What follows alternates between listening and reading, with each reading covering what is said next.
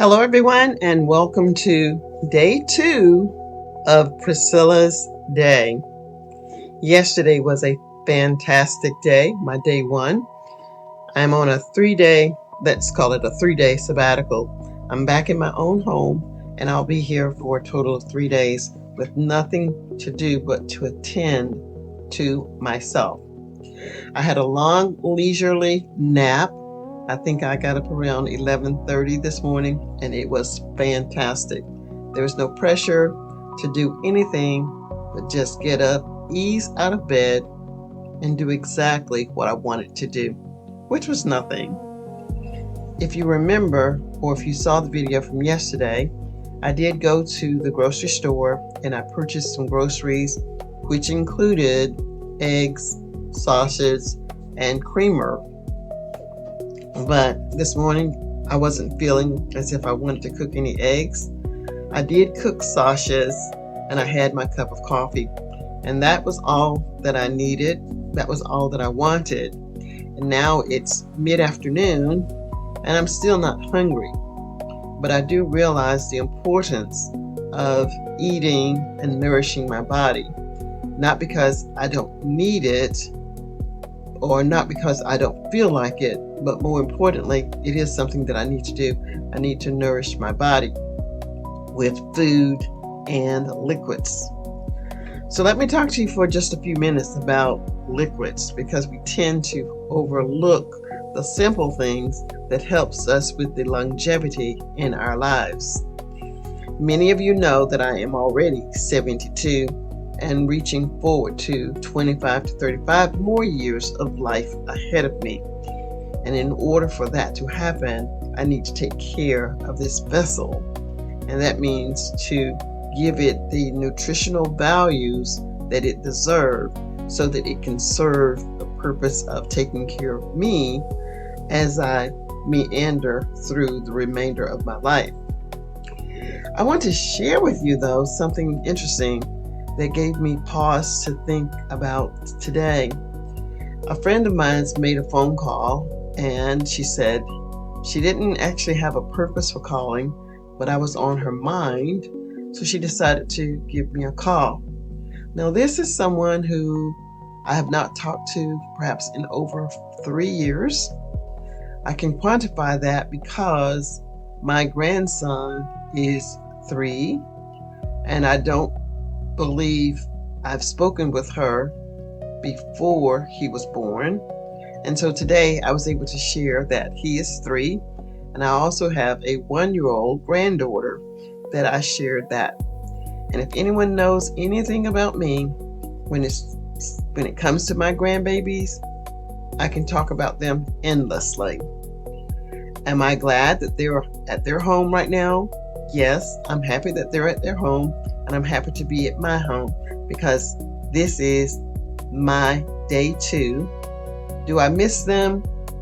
I don't miss them in the terms that someone might say I deeply miss them, because if I wanted to see them, they are only a phone call away, a WhatsApp call away, so that I can see them and talk with them. And I'm sure that I will talk with them later this evening before they go to bed. But I am enjoying this time with myself. So back to my main point is, when something is on your mind, how do you handle that? Do you take care of it, whatever it could be? And in this case, it was a phone call. I was really, really happy to hear from my friend, Catherine, who called to say, she was just calling to say hello. When people know that someone is thinking about them, it can do nothing short of bringing a smile to your face to know that someone is thinking of you. And oftentimes we think about people, but we don't act on it. And I would venture a point to say that when those instances come across at the age of 72, this is what I've learned. There are second chances, there are third chances, etc., etc., etc. But when something is pressing on your mind consistently, an action is probably wanting you to take some action. And I'm really happy that Catherine called. I didn't have a lot, I didn't think, to share, but before I realized it, we had engaged in deep conversations about what we were doing with our lives, friendships we've created, things that we were remembering upon, and of course, being able to share the birth of my grandbabies. My friend Catherine, I think she said, well, I just won't say, she's a little older than me, but not much. Well, we did talk about a neighbor in the neighborhood who still lives in the neighborhood where my mom and I lived before my mom passed away. And I remember that they came over and visited with my mother, who was probably 90 something then, but they were just real genuine neighbors. It was a great neighborly visit, and she's doing extremely well. She's doing well, and I was happy to hear that. And I asked Catherine to give her my regards when she sees her the next time that they were together. I asked about her husband. She asked about my family, and everyone is doing really well. So fortunately, she was able to connect with another mutual friend of ours to get my phone number, and she made the phone call. Now, why is this important? What is important is that we don't want to forget people who have added value to our lives, the moments that we've shared together, the things that we've shared together, and the things that help us to become the better version of who we are today. So as we talked about nutrition, the importance of nutrition, now Catherine knows that I'm not one who is going to be in the kitchen, but she does enjoy cooking, and she's a great cook, and she loves to do juices. I love to drink them. I don't like to put in the time to make them, but I do enjoy them. So I was talking about my energy level, that I do remember specifically having a green drink that I drank frequently a while back, but I had actually forgotten about that green powdered drink that I would mix and drink. And I think I'm going to go back to doing that, because sometimes my energy level goes way low, but I'm not hungry for food, but a refreshing drink would elevate that energy level and do it in a very quick manner of time. So it was good to have that conversation. So I'm going to revisit that. Our conversation gave me pause, and it gave me something to come online today, because I wanted to also share with my audience my 3 days of Priscilla. So this is what day 2 looks like. I had the opportunity to reconnect with an old friend or an old acquaintance, and I'm really happy that for no reason the call came through and I was able to answer, and the conversation just flowed just as if I had seen her yesterday, and I was really, really grateful for that. So I want to say that it is important that we find opportunities to be grateful, to express gratitude for those little occurrences that occur every day in our lives. Because if we don't have those occurrences, we tend to forget that we're not on an island and we're not by ourselves. Should the opportunity come that I might need something or someone, there's yet someone else in the bushes, as the Bible would say, the ram in the bush, that I can call upon, that I had somehow forgotten, that I have yet another friend that should there be a need, I could call upon that person.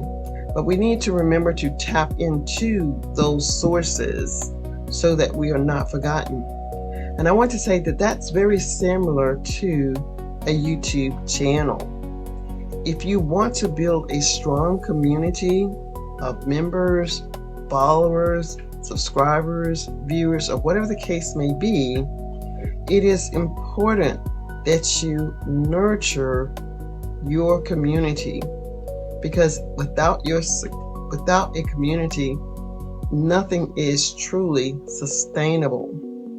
Now, does that mean that connecting with one person that you haven't connected with for a very long time is going to make you a overnight success on YouTube? Absolutely not. It isn't.